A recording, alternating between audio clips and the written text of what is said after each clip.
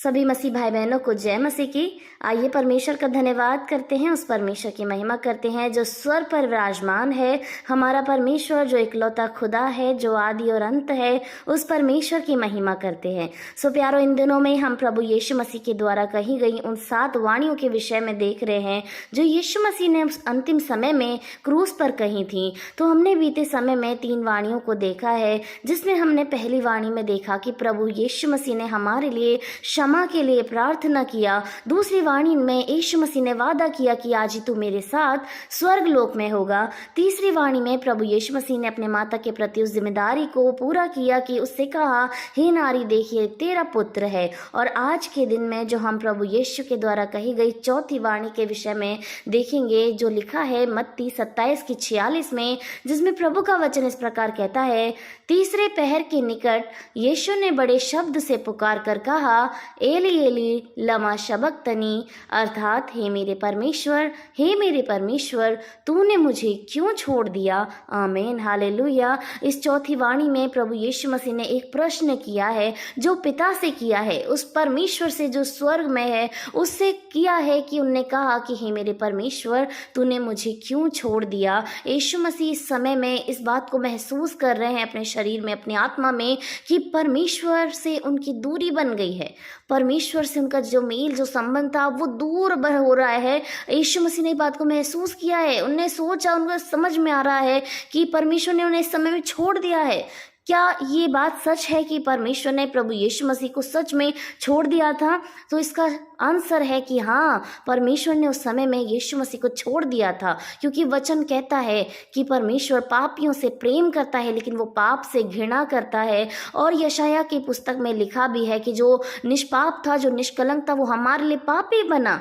तो यीशु मसीह इस समय में जब वो क्रूस की वेदना को झेल रहे हैं, क्रूस के ऊपर हैं, उन्होंने संसार के सारे पापों को अपने ऊपर ले लिया था प्यारो। और इस समय में जो उनके शरीर में, उनकी आत्मा में जो बोझ था, वो इतना भारी था कि परमेश्वर से इस समय में उनका संबंध सच में दूर हो गया था। परमेश्वर ने सच में उन्हें छोड़ दिया था, क्योंकि खुदावंद सच में पापियों से प्रेम करते हैं, लेकिन पाप से वो घृणा करते हैं। इस समय में यीशु मसीह के ऊपर इस तमाम संसार का हर एक व्यक्ति का पाप उसके ऊपर था। इस समय में यीशु मसीह के ऊपर तमाम वो बुराइयां थी, तमाम वो घृणा के काम थे जो हमारे मनुष्यों के हैं। यीशु मसीह ने वो सारे काम हमारे लिए अपने ऊपर ले रखे थे इस समय में, और इसीलिए परमेश्वर से इस समय में उनका अलगाव हो गया था। और उसने कहा कि हे मेरे परमेश्वर तूने मुझे क्यों छोड़ दिया। इस वचन से हमें इस बात को समझने की जरूरत है कि हमारा परमेश्वर हमसे अति प्रेम करता है, लेकिन वो हमारे इन हरकतों से,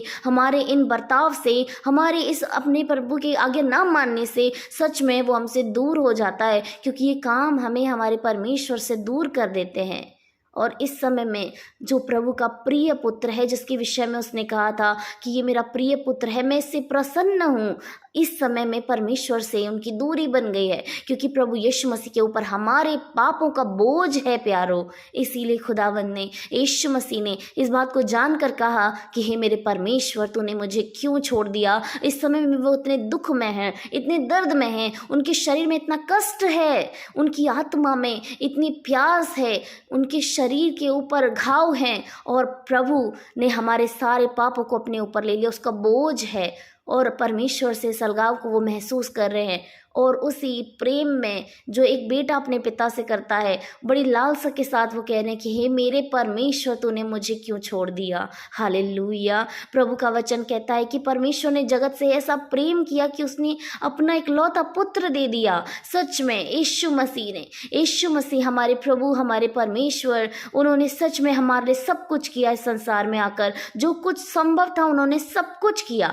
अंतिम बातें प्राण होती हैं प्यारो, कि इंसान अपने प्राणों से बढ़कर किसी के लिए कुछ नहीं कर सकता, लेकिन हमारे यीशु मसीह ने उससे भी बढ़कर हमारे लिए किया है कि उसने क्रूस की मृत्यु को झेला है। वो सच में कितना महान प्रभु है, वो सच में कितना महान पिता है जो स्वर्ग में है, जो अपने बेटे को देख रहा है कि वो सूली पर है, इतने दर्द में है, इतने पापों के बोझ के तले दबा हुआ है, लेकिन तब भी उसने हमसे इतना प्रेम करा है प्यारो। हम अपने प्रभु यीशु मसीह को कभी ना छोड़ें, उसको कभी ना त्यागें, क्योंकि वो हमें कभी नहीं छोड़ता, वो हमें कभी नहीं त्यागता। था, उसने सारे संभव प्रयास किए हैं कि हम उसके साथ रहें और पिता से हमारा मेल हो। सच में वो हमारा प्रभु है, वो हमारा खुदा है, उसने हमारे बीच की खाई को भरा है। हालेलुया, उस परमेश्वर की हम महिमा करें। और प्रभु यीशु मसीह के इस वचन से हमें जानने की ज़रूरत है, हमें समझने की ज़रूरत है कि हमारे इस संसार के तमाम गुनाह, तमाम पाप, तमाम व्यभिचार की आत्मा, शैतान के पीछे चलने की बातें हमें अपने परमेश्वर से पल पल दूर कर देती हैं।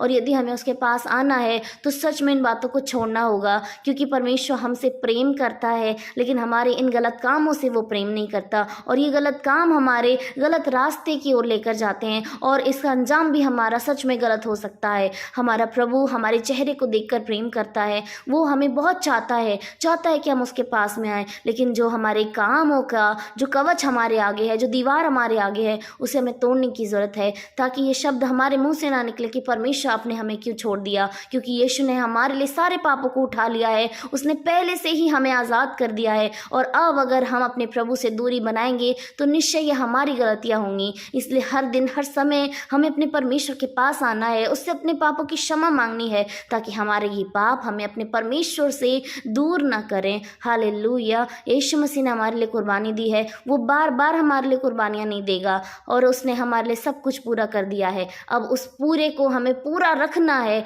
हमें उसको अधूरा नहीं करना है। हालेलुया, हम प्रभु को धन्यवाद कहते हैं, धन्यवाद करते हैं इस तीसरी वाणी के लिए जो यीशु मसीह ने कही। और इससे हमें समझना है कि प्रभु हमसे प्रेम करते हैं, लेकिन हमारे कामों से वो प्रेम नहीं करते। यीशु ने हमारे सारे पापों को उठा लिया है और सच में इस बात का अंगीकार करके हमें हमेशा अपने परमेश्वर के पास रहना है, उससे लिपटे रहना है। यीशु मसीह को हम धन्यवाद करते हैं उसकी इस मृत्यु के लिए, उसकी इस जय के लिए, उसकी इस उपकार के लिए, उसकी इस कुर्बानी के लिए हम उसको धन्य कहते हैं।